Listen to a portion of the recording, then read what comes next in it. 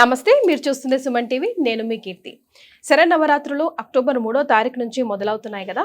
మరి ఈ సందర్భంగా శరన్నవరాత్రుల ఒక విశిష్టత గురించి, ఒక్కో రోజు ఒక్కో అవతారం గురించి మనతో చెప్పడానికి ప్రముఖ ఆధ్యాత్మికవేత్త డాక్టర్ అనంతలక్ష్మి అమ్మగారు ఉన్నారు. నమస్తే అమ్మా. నమస్తే తల్లి. సో అక్టోబర్ 3వ తారీఖు నుంచి నవరాత్రులు స్టార్ట్ అవుతున్నాయి. అవునమ్మా. ఒక్కొక్క రోజు ఒక్కొక్క విశిష్టత, ఒక్కొక్క అలంకరణ, ఒక్కొక్క నైవేద్యం అమ్మవారికి ఎంతో ప్రీతికరం కదా. సో ఆ ఒక్కొక్క గురించి మీరు చెప్పాలి. ముందుగా బాలా త్రిపుర సుందరి అవతారం కదమ్మా, విజయవాడ అమ్మవారి తీసుకుంటే. ఓం శ్రీ గురుభ్యో నమః. ఓం శ్రీ మహాగణాధిపతయ నమః. శ్రీమాత్రే నమః.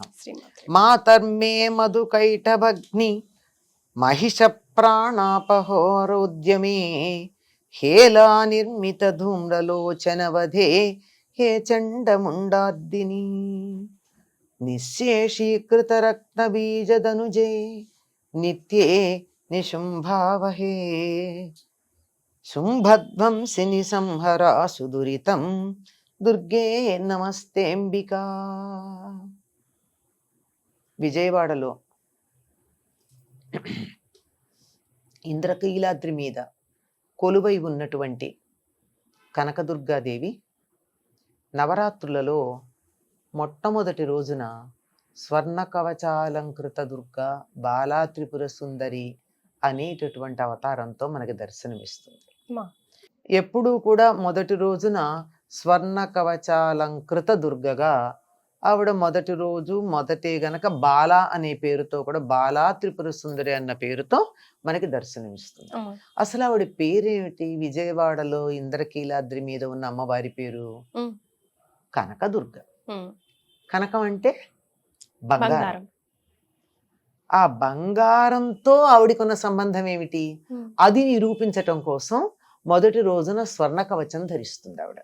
బంగారు కవచంతో ఉన్నటువంటి అమ్మవారు.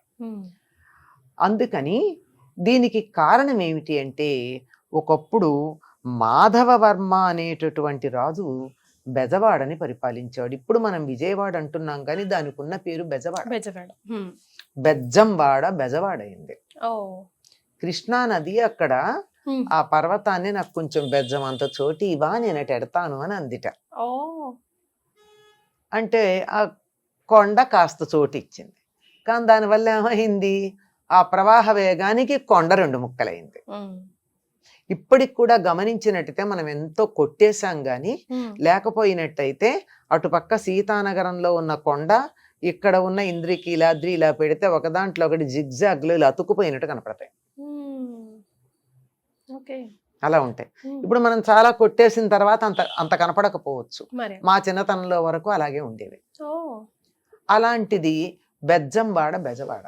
బెజవాడ రాజధానిగా మాధవవర్మ అనేటటువంటి రాజు పరిపాలన చేశాడు. ఆయన ధర్మనిరతికి మెచ్చి అమ్మవారు అక్కడ 2 గడియల పాటు బంగారు వర్షం కురిపించింది. ఆయనకి ఒక్కడే కొడుకు. ఆయన ధర్మ మార్గంలో పరిపాలన చేశాడు. ఆయన కొడుకు కూడా అంత ధర్మాత్ముడే, మంచివాడే. ఎవరో ఒక పొగరుబోతు గుర్రాలను తెచ్చిచ్చారు. తెచ్చిస్తే ఆ గుర్రాన్ని నేను స్వాధీనపరుచుకోగలను అని చెప్పి ఆ గుర్రాలు కట్టినటువంటి రథానికి కట్టి నడుపుతున్నాడు. ఈ లోపల ఈ పొగరుబోతు గుర్రాలని స్వాధీనం చేసుకుంటూ వెడుతున్నాడు అని చెప్పి ఎవరు దారిలో ఉండొద్దు అని చెప్పి పరిచారకులు చెప్తూనే ఉన్నారు. అయినా సరే ఒక పిల్లవాడు వచ్చాడు. ఈయన అదుపులోకి లేక ఆ రథం చక్రాల కింద పడి పిల్లాడు చనిపోయాడు.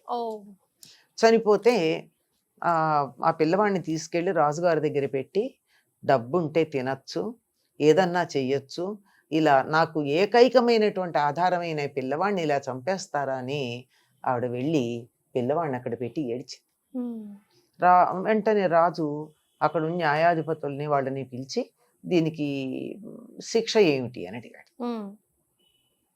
అడిగితే వాళ్ళు తలలు పట్టుకున్నారు, మల్లగుల్లాలు పడ్డారు.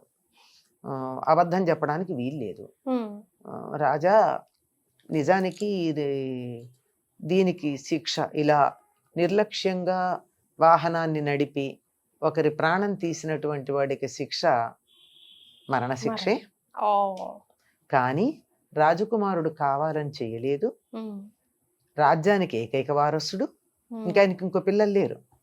అటువంటి రాజు ధర్మంగా ఉండేటటువంటి వాడు, అటువంటి వాడు కావాలని చేయలేదు గనక శిక్ష తగ్గించవచ్చు అని చెప్పారు. ఓకే. రాజన్నాడు, రాజకుమారుడైనా మరొకళ్ళైనా ధర్మం ధర్మం ధర్మం ధర్మమే, ఇతడికి సాయంకాలానికల్లా మరణశిక్ష విధించండి అని చెప్పాడు. ఇది పొద్దున్న జరిగింది, సాయంకాలం మరణశిక్ష అని సింహాసనం దిగి గొల్లునే ఏడిచాడు. సింహాసనం మీద కూర్చున్నప్పుడు రాజు, దిగేటప్పటికి తండ్రి. అంతఃపురానికి వెళ్ళాడు. పశ్చిమ దిక్కు వైపుకు చూస్తూ సూర్యుడు అస్తమిస్తూ ఉండగా ఆ వైపుకు తిరిగి అలా నిలబడిపోయాడు. ఎందుకంటే అక్కడ ఉరి తీశారు అప్పుడు పిల్లవాడిని. ఎప్పుడైతే అక్కడ పిల్లవాడిని ఉరి తీస్తే ఈయన కళ్ళలోంచి తండ్రిగా కళ్ళనీళ్లు పడ్డాయో, ఇతడి ధర్మనిరతికి మెచ్చి బెజవాడని పరిపాలిస్తున్న అమ్మవారు దుర్గాదేవి బంగారు వర్షం కురిపించింది. అందుకని ఆవిడ కనకదుర్గ అయింది అని చెప్తూ ఉంటారు. అందుకని ఆవిడకి మొదటి రోజున అలా ధర్మాన్ని నిలబెట్టినందుకు బంగారు వర్షం కురిపించింది గనక దసరాల్లో మొదటి రోజున స్వర్ణ కవచాలంకృత దుర్గాదేవి బాలా త్రిపుర సుందరిగా ఆవిడకి అలంకారం చేయడం జరుగుతుందమ్మా. బాలా త్రిపుర సుందరిగా కదా ఈరోజు మనం అమ్మవారిని ఆశ్వయుజ శుద్ధ పాడ్యమి నాడు మనం పూజించేది. బాలా త్రిపుర సుందరి దేవి శ్రీచక్రంలోని త్రిపురాత్రయంలో మొదటి దేవత. శ్రీచక్రంలో 3 ఉంటాయి భాగాలు, అందులో మొదటిదనమాట ఈవిడ. షోడశీ విద్యకి ఈవిడ అధిష్టాత్రి. కాబట్టి ఈ రోజున ఉపాసకులు త్రిపుర సుందరీ దేవి అనుగ్రహం కోసం ఏం చెయ్యాలి అంటే, ఈవిడ బాలా త్రిపుర సుందరి అన్నారు కదా, అంచేత బాల పూజ చేయడం ప్రారంభించాలి. ఈ రోజు నుంచి కూడా 10 రోజులు చేస్తారమ్మా. 10 రోజుల్లోనూ ఏమేం చేస్తారంటే బాల పూజ చేస్తారు ఉదయం, తరువాత సువాసిని పూజ చేస్తారు, కుమారి పూజ కూడా చేస్తారు, ఇంకా శక్తి ఉన్నవాళ్ళు దంపతి పూజ కూడా చేస్తారు. తప్పనిసరిగా మిగిలిన కుమారి పూజ, సువాసిని పూజ ఒక్కసారి చేసినా బాల పూజ మాత్రం తప్పనిసరిగా చేస్తారు. 2 సంవత్సరాల నుంచి 10 సంవత్సరాల లోపు ఉన్నటువంటి పిల్లలకి చేస్తారు. ఈనాడు అలా బాల పూజకి చాలా ప్రాధాన్యం ఉంది. ఈ రోజు చేయలేనటువంటి వాళ్ళు కూడా చివరి రోజునన్నా ఆ బాలల్ని, చిన్న పిల్లల్ని పిలిచి కూర్చోబెట్టి పూజ చేయడం ఉంటుంది. సరస్వతి పూజ రోజు కూడా చూస్తుంటాం కదా, ఎప్పుడైనా చేయొచ్చు. అంటే రోజుకొకళ్ళ చొప్పున ఏ రోజుకి ఆ రోజు చేసినా సరే, లేదంటే అందరినీ కలిపి ఒక రోజు, లేదా అంతమందిని చేయలేనంటే ప్రతిరోజుకి సంబంధించి ఒక్క బాలని కూడా పూజ చేయడం సరిపోతుంది. ఓకే, చాలా సంతోషం అమ్మా, ధన్యవాదాలు.